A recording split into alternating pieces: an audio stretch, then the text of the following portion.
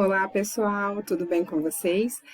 Daremos então continuidade ao estudo de eletroquímica com vídeo parte 2.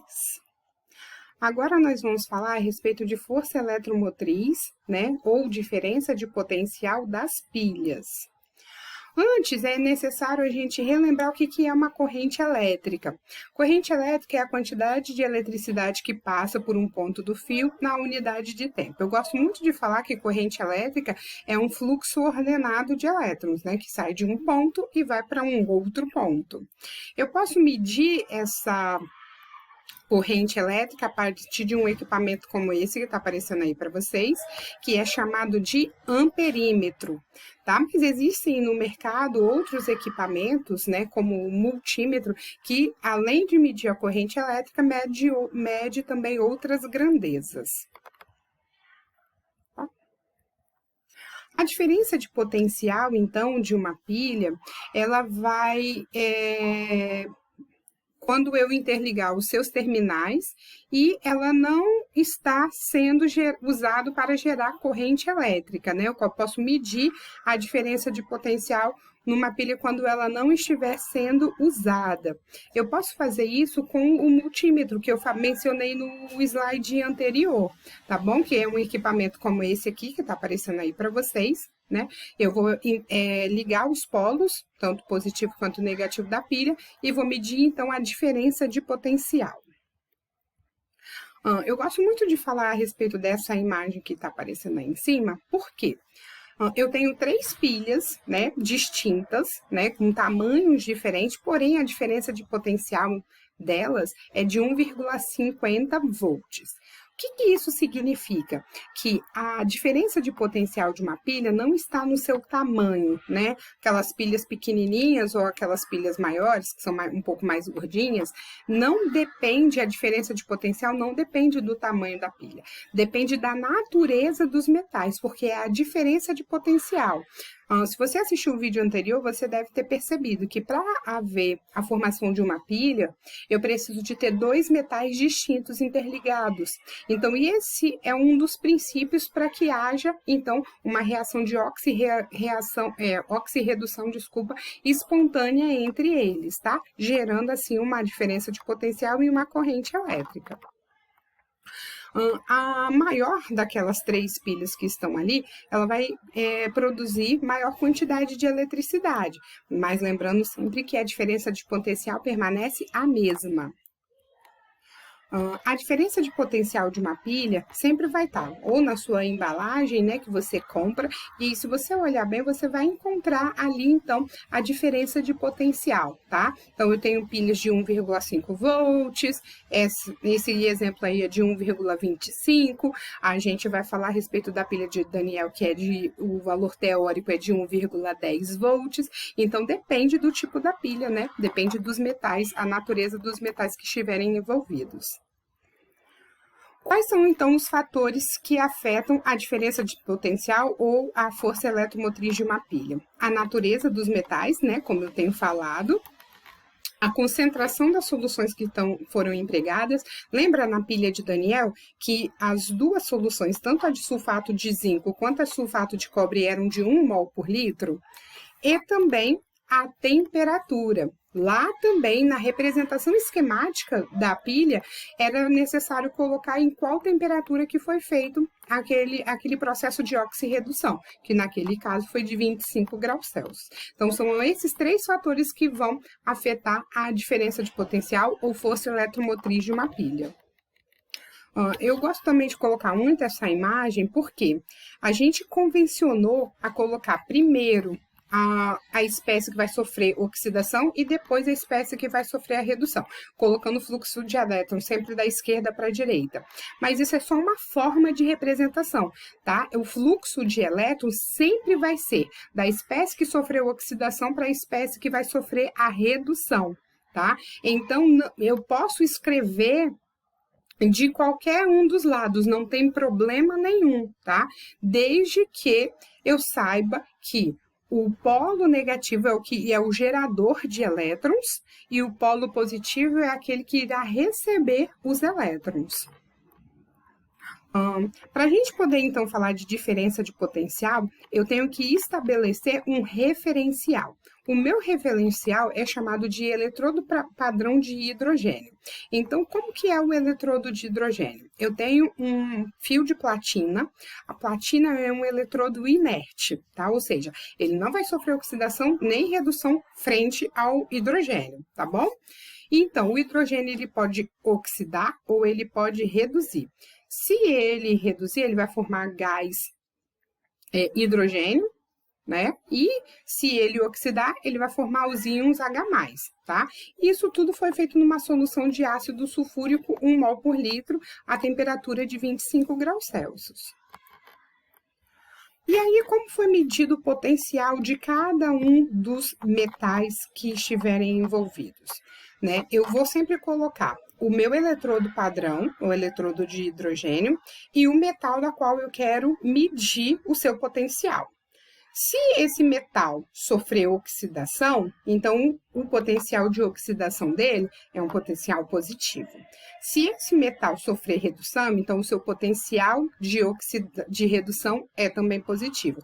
O valor numérico é sempre o mesmo, que foi medido ali em cima com um voltímetro, tá? Ó, igual tá ali em cima. Naquele exemplo ali, eles mediram a diferença de potencial com o hidrogênio, sendo o hidrogênio o padrão, o zero, então o valor que deu ali em cima vai ser o potencial do zinco, tá bom? E aí, naquele caso, deu 0,76, ou seja, o zinco, frente ao hidrogênio, ele gosta de sofrer oxidação, igual aconteceu lá na pilha de Daniel. Consequentemente, o hidrogênio vai sofrer a redução. E aí, eu consigo, então, tabelar todos os metais. E aí, eu tenho ali do lado, ó, uma tabelinha para vocês. E todos eles percebam que está com o potencial de redução desses metais, tá?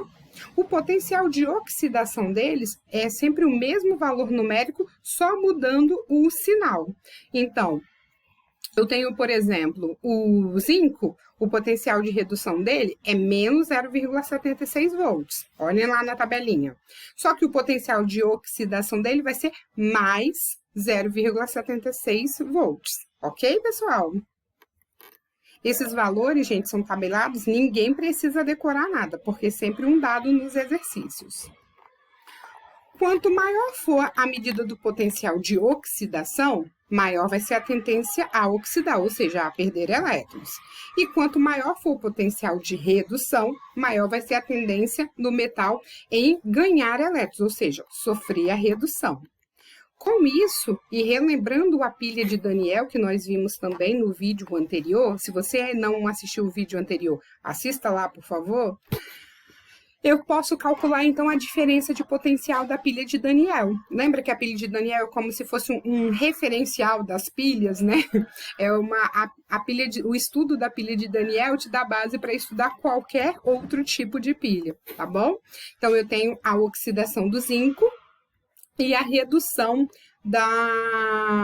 do íon cobre, lembrando sempre da ponte salina, tá bom, gente? Porque sem a ponte salina, sem esse eletrodo para fazer um balanceamento, né, das cargas em excesso, eu não consigo ter o processo de oxirredução. E aí, então, eu posso calcular, a partir dos potenciais de redução, tanto de zinco quanto de cobre, a diferença de potencial da pilha de Daniel.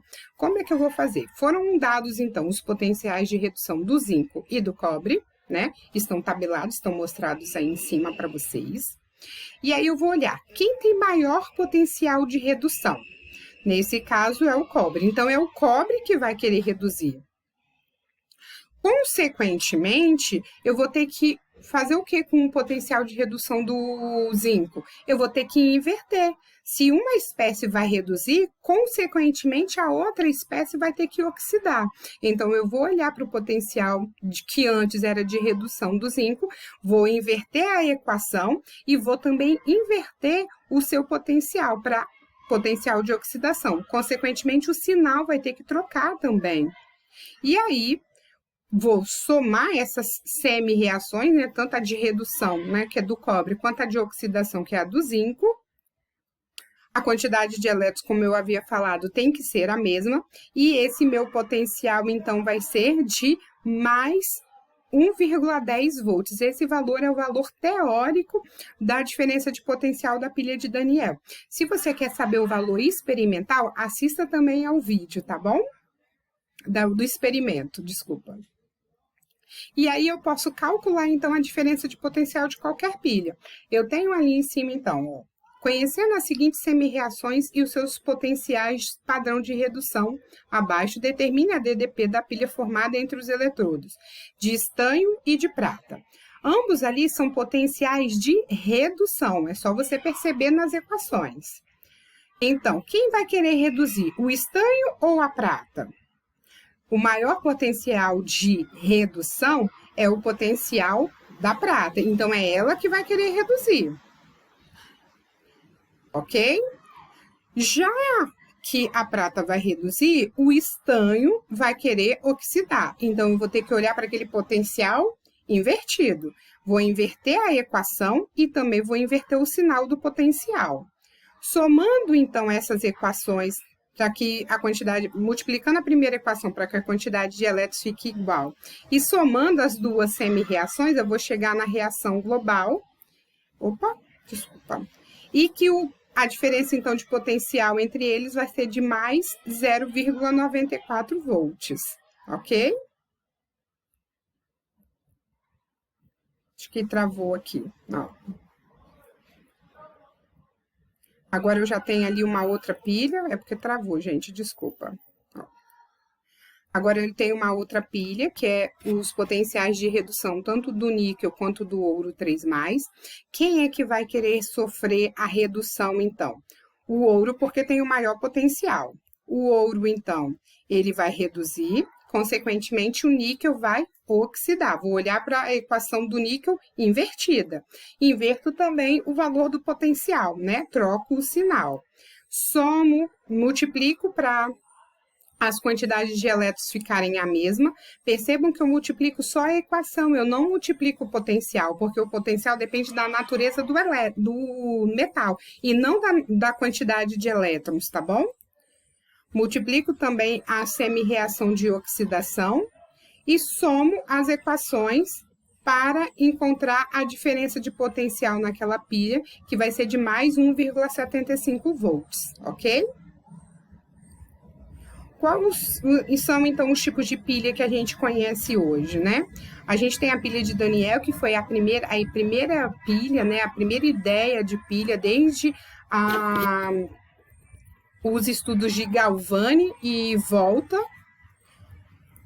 Eu tenho a bateria de automóvel, né? Que as baterias, na verdade, são pilhas em série, tá? Quem também quer saber mais sobre pilhas em série, assista ao vídeo do experimento de eletroquímica. Eu tenho as pilhas de Leclanché ou pilha comum.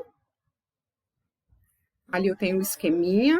Eu tenho as pilhas alcalinas, porque o meu eletrólito, a minha ponte salina, é uma base forte, tá? Por isso é uma base alcalina. Eu tenho a pilha de mercúrio, porque um dos eletrodos é o mercúrio. Eu tenho as pilhas de níquel-cádmio, né? São aquelas pilhas recarregáveis. Eu tenho as pilhas de íon lítio, né, usado muito em marca-passo, né, quando a pessoa coloca marca-passo no coração. As pilhas ou célula combustível, né, que é o combustível do futuro, a partir, então, da água, né, do gás hidrogênio e gás oxigênio para a formação da água. Ok, pessoal? Ficamos por aqui.